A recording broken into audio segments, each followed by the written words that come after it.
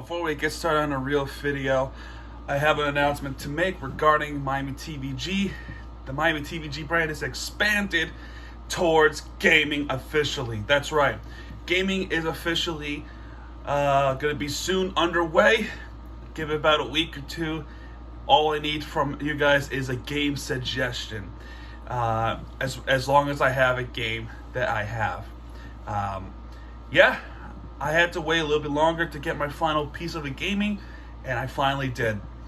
And pretty soon, I'm going to make a gaming intro, and I'm pretty much just going to do some Let's Plays, or we're calling it Miami Plays. They are walkthrough type of gaming videos, but they're like walkthroughs where you have fun enjoying and you're talking to the people, your stories, your pretty much talking to people. I do have a Twitch. I'm not sure if I'm going to stream and then upload. I'm not sure what my plans are, but yeah, the gaming is pretty soon underway. Give it next week or so. But yeah, I will let you know, guys, on Twitter. Be sure to follow me on Twitter. It is Miami TVG. Follow me on TikTok. It is Miami TVG. Instagram, Miami TVG. And more importantly, subscribe to here. Anyway, on to the recap.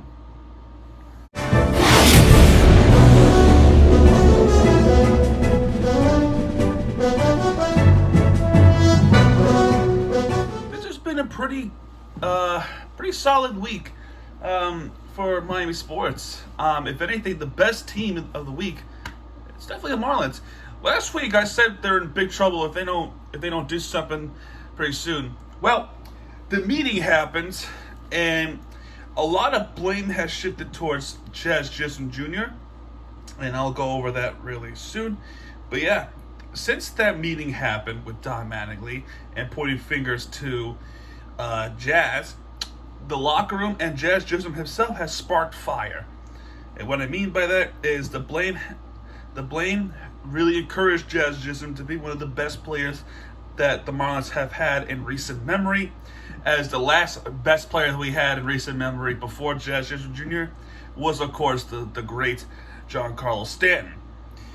And of course, in typical Marlins fashion, they traded him away, and now he's doing a phenomenal season with the Yankees, who are the best team in the league right now. But yeah, let's talk about the meeting real quick. The meeting, well, there was a situation between that. It was an hour and a half long meeting with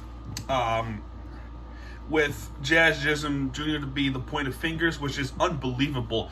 This is where I get to a little mini rant. With this meeting, you don't have faith in your players, you deserve to get fired. And I'm sorry, I've been defending Don for majority of the time, but with this meeting, he's got to go. Don Mattingly has not been a good manager so far. Clearly, he doesn't know what he's talking about. He doesn't know how to get the rosters right. He doesn't know who is the best. He doesn't know oh my gosh. With Don Mattingly and the GM, they both deserve to go. This owner is some of the cheapest owners ever, and we all know this. But the situation between us and Oakland has really been a big difference. And it's going to be where, at that point, where if it gets so bad before it gets better, they're going to boycott the Marlins games. They're going to end up boycotting the games, and what's end up going to happen is he's going to be forced to sell the team, and maybe that's for the best. If nothing gets done, he deserves to sell. He has to sell the team, period, and give it to someone who will spend the money and who will give us a good team. Because, frankly, Sherman ain't shit. And hopefully it's not a New York City billionaire, but a Miami native who will want to get us some wins and good pieces.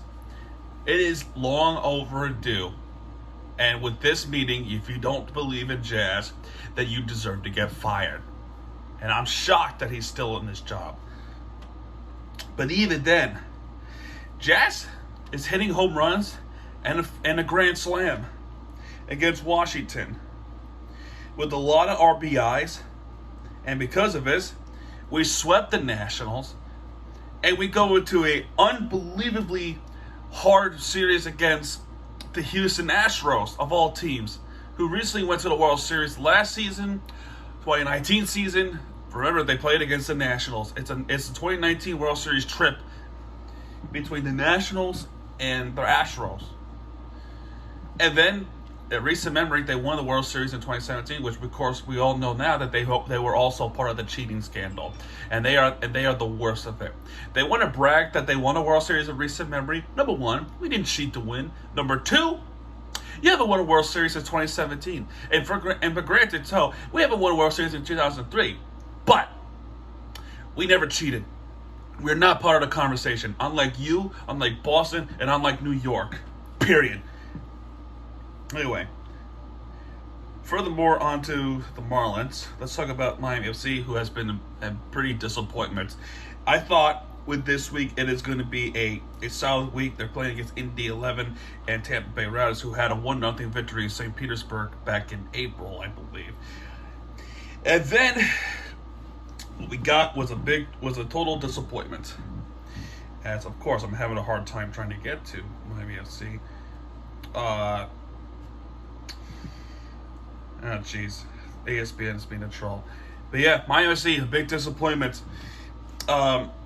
With Miami FC, they have been inconsistent, right? They have been a pretty inconsistent team, and it's pretty concerning. Pretty concerning to say the least. Because we were trying to get up top of the first place, and we have not been doing so. So, since May 18th, right? Since May 18th, that's the Wednesday, we had a good stretch, to say the least. 1 draw, 2 draw, 3. We had 4 draws since May 18th. 4. So, with those 4 draws, 6 games, 1 win and 1 loss. And this week has been incredibly disappointing because we had an advantage and we didn't capitalize on it. So, Tampa Bay Rays got the retribution, but with the Indy 11, we should have won this game. So Christian Sorto got his goal, and Stefano Pinho equalized. That's all. Tampa Bay Rowdies, Bar Othello equalized, and Leo Fernandez on the penalty. We gave up a penalty. But the worst goal ever in this season so far was our own goal. That cost us the game in the long run. So, Balou Wati Kenyati, which is our player, it's an OG. And an OG means own goal. Pathetic. It is a pathetic. It was a pathetic goal that should not have happened against us, but you let it happen, and you lost us the game. Own goal. Terrible. Highly disappointing week. Very disappointing. And thank goodness we have a week off from Miami FC. And because Miami FC is on the break, we have another Miami soccer team. And thank goodness too, because it's been a pretty bad week. Pretty bad stuff. We have Inter Miami coming back. And we're playing Atlanta United and Atlanta, Georgia on ESPN2. So, I'm excited to watch the game, win or lose. I'm kind of glad to watch Inter Miami again. So, we got Atlanta United and Minnesota United in the month of June. Really, only 2 games, to say the least. Only 2 games in the month of June for Inter Miami. So, and after Minnesota, we go to Dallas, which is on a Monday, which is now we're getting to the midweek games because schools are out and jobs are out early because for obvious reasons. For Inter Miami, we actually have a Barcelona game on July 19th, and no, unfortunately, I won't be able to attend the game, but FC Barcelona, one of the top teams in the planet, is coming to Inter Miami and going to play us. Now, for Barcelona, I think the league is Spanish La Liga. Preseason. It's going to be preseason, pretty much. At least I think. I hope I'm right. Yeah, preseason, FC Barcelona in the Spanish La Liga, English Premier, preseason's coming up. So we're not expecting an A team from them. We're expecting a little bit of a roster moves, but have that privilege of playing against FC Barcelona. I love it. I love it. But yeah, that's it for Inter Miami. We have a game this weekend. Pretty excited. Now let's talk about the Marlins, the winner of the week. Much better. They're playing much better in the month of June. But the question is, how long will this last? Because they're known for being inconsistent. So, Inter Miami playing against the Washington Nationals. Our offense finally explodes, and finally our pitching has exploded too. So, how did this happen? Well, we got Fortes singling to right, which is 1-0. And like I said earlier, Jazz Chisholm Jr. had a grand slam, a jazz slam, to make it 5-0 Miami. Fortes homer to left, that is at 380 feet, which is a 3-run home run, 8-0 Miami. Jorge Soler on fire right now. He homered to center, which is a 10-0 Miami lead. And Jazz Chisholm, 2 home runs, a multi-home run game. He homered to right, and it's 12-0 Miami. Our offense exploded under Jazz Chisholm. Exploded. Edward Cabrera having a dream start of his career so far in the Marlins. He has struck out 4, and he pitched 6 innings. And that was only his second start. His first start under him was 14-1. Exciting future, and I hope they don't trade him away. Oh my goodness. But anyway, our relief pitching gave it away with 212 with Cruz, with Nelson Cruz. Although Cabrera did give up a home run, which is okay. You're not gonna be perfect all the time. But Lewis Head, he gave up the home run. He was the one responsible for it. But Lewis Head, big discussion, and I'll talk about them in a little bit. But final score in this game, 12-2. Now we're at that point where we can talk about a clutch. We have a clutch situation. Sandy Alcantara. We only pitched two pitchers, and I swear to God, I was gonna lose my mind if we lost this game. Sandy Alcantara pitched 9 innings. We had one opportunity to have a walk-off, and we didn't do it. Our batting was out of nowhere. What's even worse was our bullpen giving up a run under a Manfred ball, I'm going to call it. 1-0 Nationals from Ruiz. Thank goodness our offense finally decided to show up. And who showed up for us? Well, Jazz was the runner. But Astros to double, and he's the big guy. He's became a replay meme so far. He has hit a single, but then he moved to second, which really should have been a double. But I don't know how ESPN ruled a single if he moved to second. But yeah, it is a equalizing run, and with one pitch, Jesus Aguilar put a finishing touches, and Astros with the running, big guy run, he has touched the plate, and it is a 2-1 victory for Miami Marlins. What a clutch batting from Astros and Jesus Aguilar, 2 big guys we desperately needed. The ball went through the center, and this guy, the big guy, touched home plate. Now, the landing, a big guy like me, the landing like that could hurt, could sting, could hurt a little bit. But, yeah, that is the gist of it. Thank goodness and thank you. And Thursday, yeah, we had everything. Trevor Rogers finally having a decent game. He only gave up 2 runs, but he struck out 5 batters. 5 innings pitched. Jesus Sanchez has started the rally with double, and John Birdie singled to center, which is 3-0. Juan Soto singled to left in the 5th inning, which to make it 2-3 Miami. And I'm that point, I'm like, oh shit, here we go again. And then we go to and then after the 5th inning we go to our bullpen, and it is a butt clenching situation. But Gary Cooper doubled to left, Jesus Aguilar singled to center, and Jesus Sanchez homered to right, which is 7-2 Miami.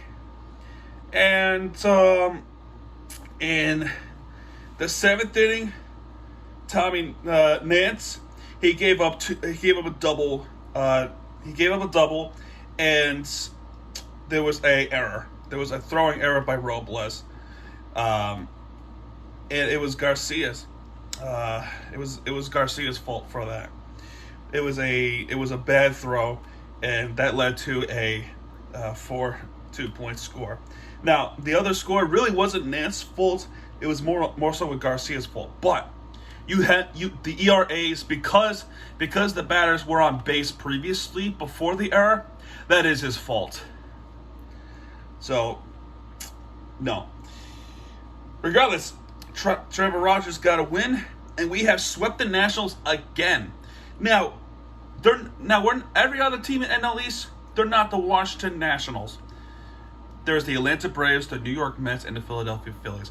By the way, the most frustrating thing about our win streak is not only we're having our win streak, but so is Philadelphia and Atlanta. They're also winning games as well. So, what is it? Is it our wild card going up? Maybe. But regarding the NL East standings, our wins are pretty meaningless. The only team that's really hurting more is the Nationals. The Mets were losing games too, but not at the point where the Nationals are going through. Next is the Houston Astros. I swear, my expectations were low because we're playing against one of the best teams in the league in recent memory. Well, maybe the biggest cheaters, but the recent memory against the Astros. So, what's going on? We got Pablo Lopez ended the game early because the batter hit the ball and it hit Pablo Lopez's right wrist. Thankfully, it was not serious injury, so he was able to come back probably Wednesday, hopefully. But now I'm worried with Pablo Lopez that he might lose it because of the swelling and hurt. But I think we're being optimistic that he might still play and still play well. But once again, Pablo Lopez providing good. 5 strikeouts for Pablo Lopez, and then after the 5th inning, it's really all the bullpen. Now, this is where I freak out. We're having a good lead, and our bullpen is the only ones who can save us after the Pablo Lopez injury. But before the bullpen, we got a back-to-back. Jazz Chisholm Jr. and Jesus Aguilar back-to-back. 2-0 Miami. And then Brantley for Houston, homer to right center. And then Jazz Chisholm homer to right center. 2 multi-home runs in a week against the Nationals and their Astros. Nationals, Astros, that kind of rhymes at the end. But yeah, it is a 2-run home run De La Cruz was going into. And another one, Jesus Aguilar coming in too. Wow. Now, let's be real. What I meant with the back-to-back, I don't mean it like 2 batters in a row. What I actually mean is 2 in the inning. So, my fault for that. But, yeah, man. Pretty good. Now, after the Jesus Aguilar home run, we go to the bottom of the 5th inning, which is where the right wrist injury happened. It was a comebacker and it hit the right wrist of Pablo Lopez. Richard Blyer comes in, and he gave up a single, which is 6-2 Miami. Then in the 5th inning, bottom of the 5th, still in the bottom of the 5th, another batter Tucker grounded to fielder's choice, which will allow Bregman to score, which now 6-3 Miami. So, but the worst part of all, you're having a good game, a good week. Jazz Jason Jr. throws an error. Come on, you can do better than that. Do not let Don Mattingly win this argument. They got Rojas, thankfully, hit a sacrifice fly, which is when Birdie to score. And then Okirk gave up a home run for Tucker. 7-4 Miami. But after that, Cole Sulser ended up being the winning pitcher. He actually pitched more in relief than the rest of them with 1.2 innings pitched. So Cole Sulser gets the win with 3 strikeouts and no ERA. So thank you.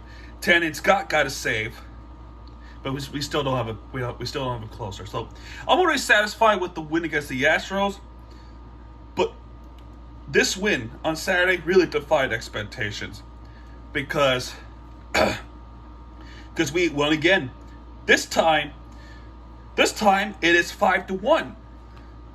Braxton Garrett, another person who made his debut a week earlier, had a bad game, but then he came back strong.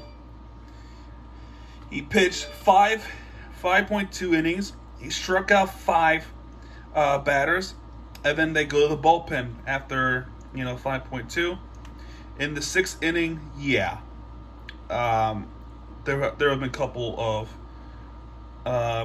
there has been one run that's given up, and they're not saying who gave it up though. That's weird. But anyway, De La Cruz walked, which is a bad pitch, so it's 1-0.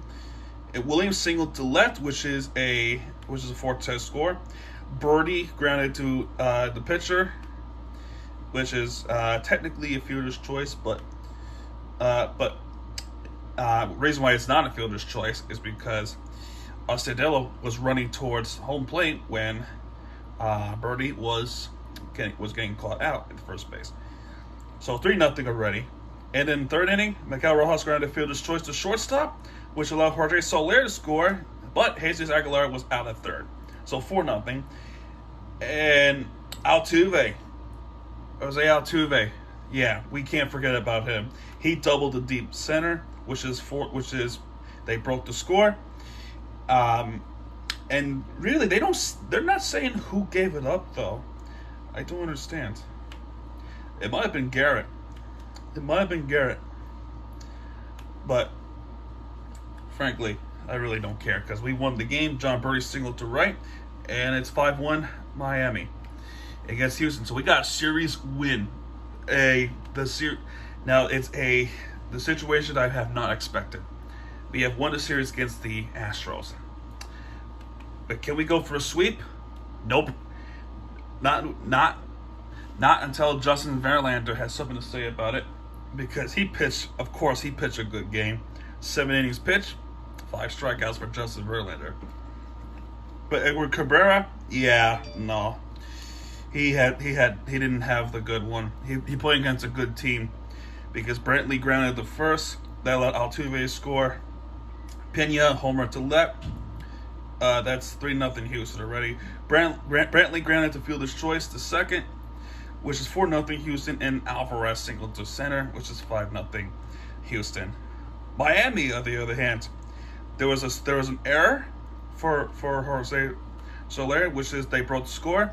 But De La Cruz was hitting home run, which was a 3-run home run, and the batters came alive, but did the pitchers come alive? The answer is no, because Lewis had a pretty decent ERA. I'm going to try to find it. I'm going to try to find this because it is a situation that is pretty bullshit. And this is where I'm about to go back to the point of the relief pitching. That is a problem. A big problem that needs investment after the season. So, let's see here. I have to find it. Here it is. Lewis entered June with the 1.13 ERA. Remember this. He entered June. It's June 13th right now with a 1.13 ERA. Because what happened last night, right? Yesterday. It has exploded up to 6.64. He jumped really, really bad. He's having an awful June right now. He gave up 4 runs. And one of them was a home run. It was a 3-run home run by Jose Altuve. Of course, it's Altuve. Who else? And Alvarez hit a sacrifice fly to put the finishing touches. 9-4 Houston. We didn't get the sweep, but the danger is still our bullpen. We were coming back, and our bullpen did not capitalize on our coming back. So, last week I said it's the pitchers versus the batters. Who won this battle here? It's definitely the batters in the last game because the pitchers lost. That's all I can really tell you with this because that is a situation that should not have happened, and the fact that it did happen, we left wondering how long is this going to be? Is this the start of the new week, a good week, or are we going to go back to the slump dumpster fire back in May? Who knows? Only time will tell. Before I go, there's one more note. Miami Heat. The free agency mock trades is happening, and it really does appear that we're probably going to get Donovan Mitchell. But what is the cost of getting Donovan Mitchell? Who knows? Maybe a couple of draft picks, Duncan Robinson, and perhaps Tyler Hero. Which, if you ask me personally, trading away Tyler Hero might be a bad move. He is our 6th Man of the Year award winner. He is a good baller. He is a good shooter. I just don't understand why would you trade away Tyler Hero. Trade away Duncan Robinson? Okay, I can deal with the fact they can trade away Duncan Robinson, but Hero? That's why I'm skeptical about the Donovan Mitchell trade. You can give away Yurcevin and I wouldn't have a problem. But Hero? No. Don't get rid of Tyler Hero. That's a bad move. Really. Don't get rid of Tyler Hero. That's just my opinion.